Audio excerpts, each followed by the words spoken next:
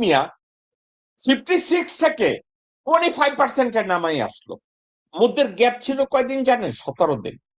এই 17 দিনে ইন্ডিয়া ঢাকায় এবং বিভিন্ন জায়গায় লাইন ফলাইয়া দিছে ইন্ডিয়ান প্রোডাক্ট রে মেড ইন বাংলাদেশ লেখা, বাংলাদেশের এয়ারপোর্ট থেকে শিপ থেকে তারা আমেরিকা পাঠিয়ে নেওয়া শুরু করছে।